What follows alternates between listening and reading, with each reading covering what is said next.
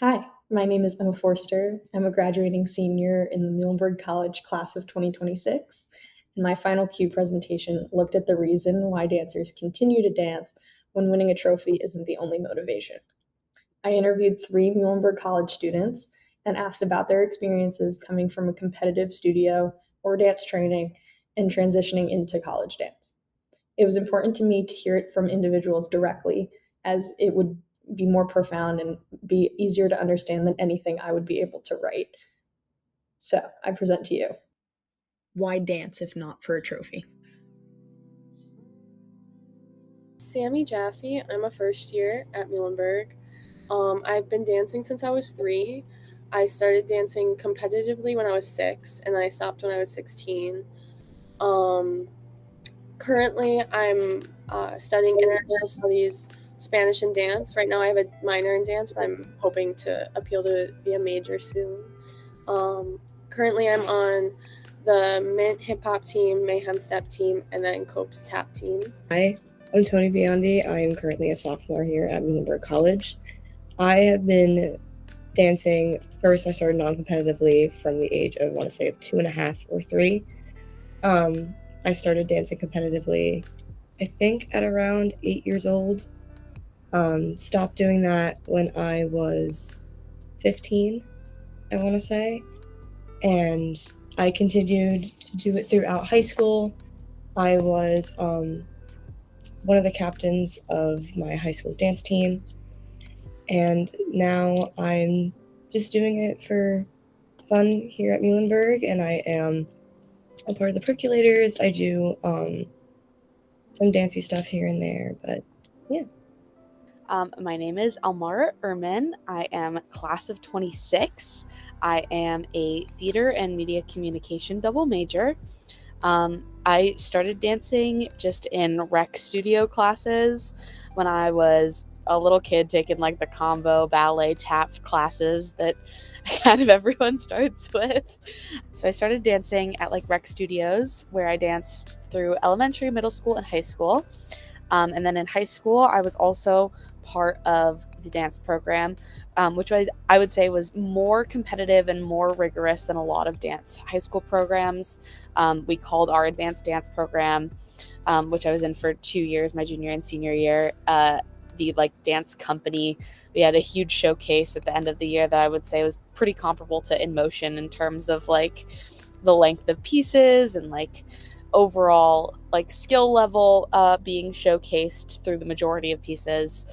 We took trips to New York every 2 years, specifically to dance, which is significant because we were in California. So we were definitely flying places to get more dance education and further our experience.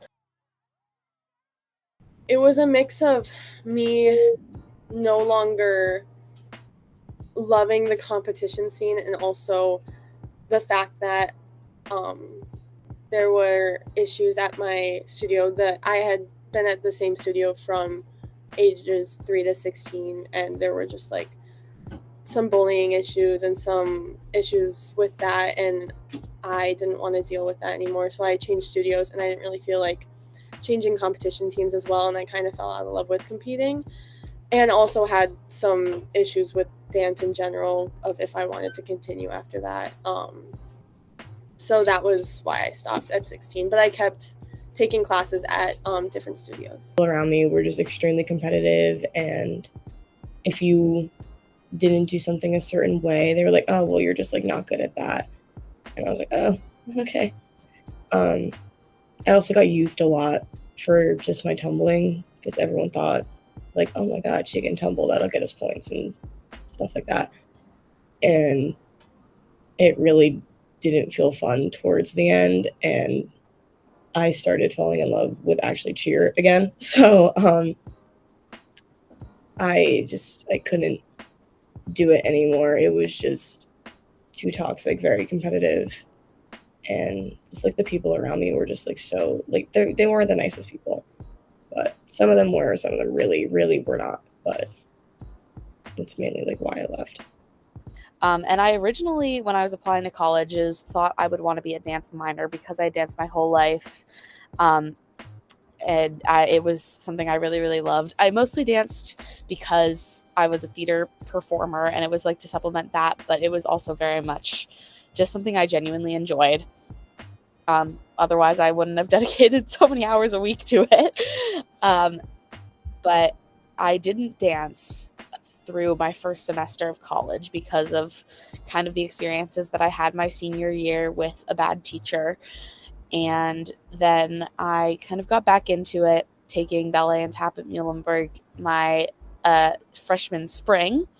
And since then, I've taken at least one dance class every semester, even though I'm not a dance major, nor do I really have any interest in performing dance all that much.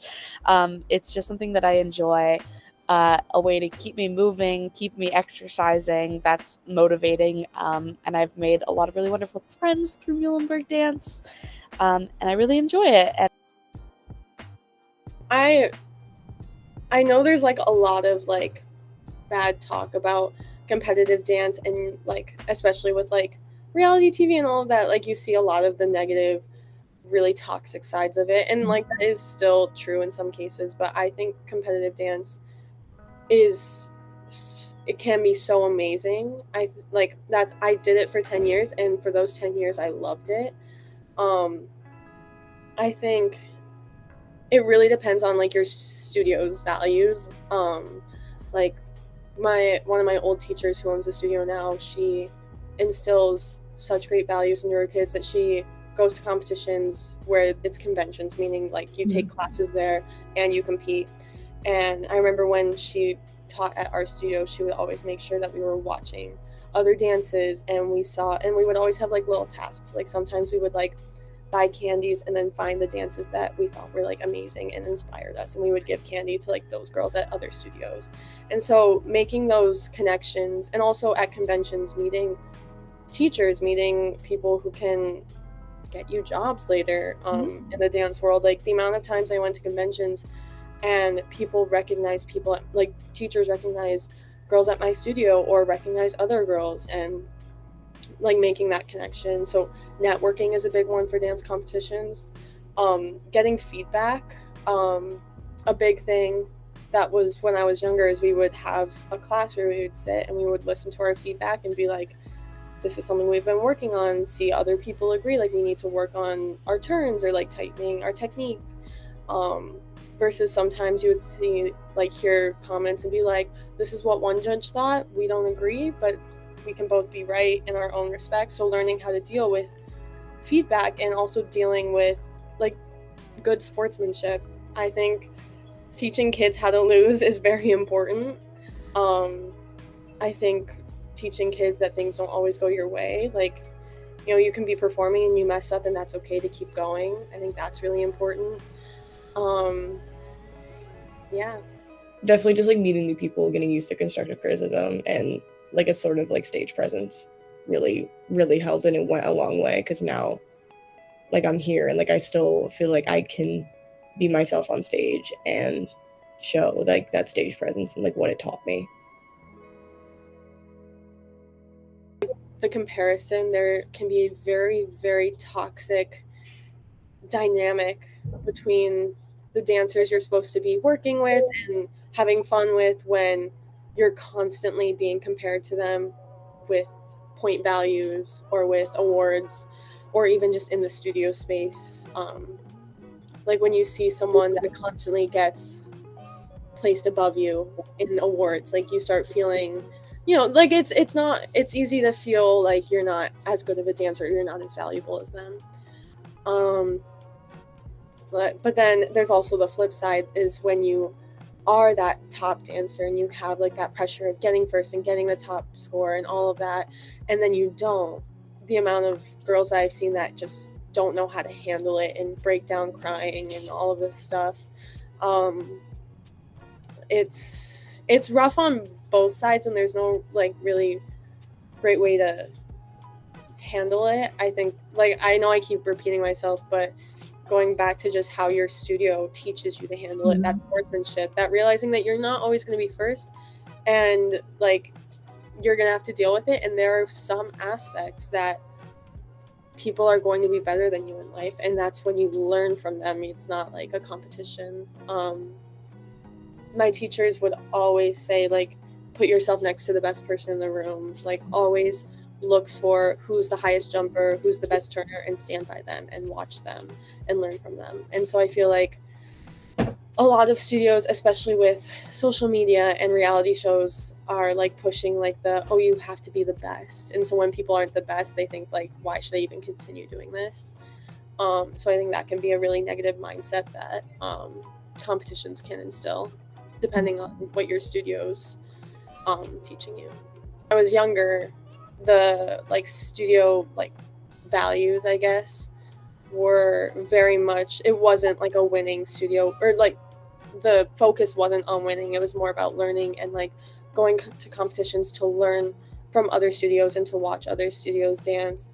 And then once I got older, it became very much the sense of, I need to win. If I'm not winning, like, that's an issue. Girls would cry if they didn't get first place, if their friend beat them or stuff like that. And that wasn't really the environment I was looking for. Competitive dance in general, there was a lot of like just like bringing other people down. Even in my own studio, it used to happen a lot. Like, if the older like teams, like my team, like didn't win, like even like the minis would jump on us, and we're like, dude, you're like 6 years old. What the hell? They were like, you guys suck, and we're like, hello. Like, what are we doing? It was just like bringing like other people down, and like it just was so dumb. Like, I actually had like a conversation with one of like the older girls on my team, or like older, she was maybe like 2 years older than me, and I was like frustrated because like I thought like we all felt like we did so good, and she goes, well, yeah, like it wasn't like your best performance, but I mean, like, yeah, you guys did good. And I was like, oh, okay, well. And just like the belittling, talking down, also a lot of body shaming. Hated it so much. We got a lot of that at my studio, because like we would have like the tight competitive costumes, like the usual like lyrical costumes, like jazz and stuff like that, and I wasn't the skinniest kid, and no shame, period. It was like a lot of just like, oh, like your costume looks really like tight, like are you okay, like do you fit into it? And I'm like, oh, okay. Like, yeah, I do, like I'm just a kid, and I'm already getting body shamed at the age of like 8. Like, what the hell? And just the very toxic competitive nature that took a huge toll. She would treat some students more as if they were her friends rather than students. And if you were not one of those students that she treated like a friend, you were not going to have a good experience in that class. And it kind of made for this really toxic environment where we were very much separated into different groups, where you had all this opportunity if you were a favored student, and you didn't have any if you weren't. So like if you weren't one of those favorite students, you were probably only going to be in those like 2 pieces everyone got to be in the dance concert. You weren't going to get to be in any of this like small groups, because she picked her favorite students to choreograph those pieces, and she would like put those specific students in the front of all of the pieces, and it just made for a lot of disparity within opportunities. It's expensive. It's so expensive. Yes. And it's definitely very reserved. What's the word? Like, you have to have a lot of money if you want to compete to the level that a lot of people do. Like, to the level that some studios do it. Like, wearing $500 costumes and $500 and like this and this and this and this, and you're required to do 10 dances and all this stuff. That stuff adds up. If you're able to do a couple dances with like reusable costumes and stuff, I shouldn't be like, only rich people can dance. That's not my message. That I do not support that. Obviously, luckily at my studio, like they were very conscious about how much things cost, and if costumes were going to cost more than a certain amount, they would check with the parents, or they would try to reuse costumes, or stuff like that. but dancing is not cheap. Competitive dance is not cheap. And there's definitely like that aspect of it that can limit what people are able to do. Like ankles messed up, feet messed up, back messed up, knees beyond messed up, and I would still dance on injury and they would just not care at all. A very commercial dance background, so switching from that to more concert dance was definitely a huge shift. It wasn't like I was expecting it, but like I still wasn't like very prepared for it. I do like still miss like doing some like commercial fun jazz musical theater classes that I would have. Definitely the costume stuff. That is definitely one of them, because they actually like care about how you look in a costume, and it's not just like, oh, okay, well, this will work, like whatever. Like, no, they actually take your measurements and like they care about how you feel, how you look in a costume. Also, it's not a competitive nature, which people are actually nice to you and they won't like belittle you for like messing up or something like that, and like, or your technique is not like, as studios would say, up to par with like everyone else, but like everyone be like, you had like really great stage presence, you looked really good on stage, like you guys did really well, and like actually give you compliments rather than being like, oh, like, yeah, like you guys did like okay. Like, it's not a toxic competitive nature. It's ultimately extremely freeing because you can actually be yourself and people won't judge you for it, which is huge in my opinion, because I am a very like, I try to be an open person and like just like be myself and like be like goofy and silly, and I feel like I can do that even when I'm doing something like percolators and like I'm on stage, I can be like silly and goofy, and it's so fun. Biggest thing that has stayed consistent through the last couple of years is like not dancing for the sake of performance. Like never really felt super drawn to emotion or reset or anything. It was definitely more so for class, and like, yes, performance day is a performance, but it's more just like accumulation of what you've learned over the last couple of months. And it never felt like I was taking the classes specifically for the sake of performing anything in the way that high school was kind of built up to be, and even like rec classes were kind of built up to be. Like, it's all about the final dance performance at the end of the year, and just having the space where it was more about technique and more about having fun really made a lot of difference for me personally. I think I still feel like I'm not taking as many different classes as I did when I was competing. Like, I would take like 3 classes a night, like 4 or 5 times a week. I would go to the city like on the weekends and take a heels class or take like this class. And so I do think it's good that I'm like really working on my technique in different classes, but I think that was a big shift for me. That's why I love the club so much, like Mint and Mayhem and Copes, where I can just like learn a little routine and then perform it, and it's just like a fun little social like dance group where it's not like too stressful, and it feels kind of like when I would go to a jazz class or a hip hop class and just like learn a combo, have fun, and then leave. Like like perform it with people, or not perform, but like dance it with people. And I was like, dancing at like Muhlenberg is something I've never experienced before. Like, there's no shame in anything. There's no one-upping people. It's just like, hey, your body moves different and that's okay. Like, it's okay to like move the way your body moves, and like your leg doesn't get to like a 180, that's fine. You can keep it at a 90 or even go like a 95, like whatever, like it doesn't matter. And in a studio, it had to be like, okay, everyone has to be at 90 degrees, or like your leg has to be to your freaking head. And I'm like, I can't do that.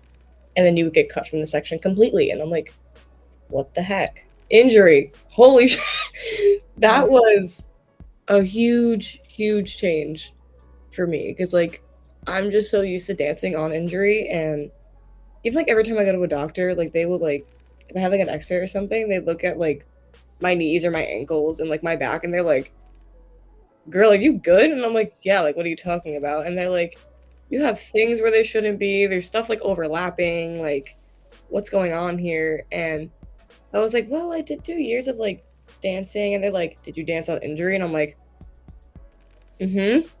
Like, I'm still trying to figure out how to do things. And I'm in college with my left foot.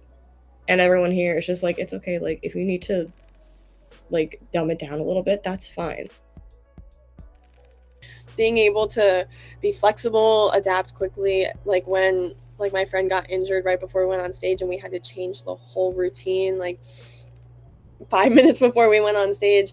Definitely being able to just adapt to different things, learning things quickly, picking up things quickly. I had a teacher who would always like hone into us, like even if we didn't continue with dance, there are things that dancers learn that other people just don't have, or like that people don't develop the skills that dancers do, which is like learning things quickly, piecing things together. Like when you're in an audition or when you're in a convention and you can't see and they're teaching like 108 counts in 5 minutes and then you have to pick it up and then you have to audition.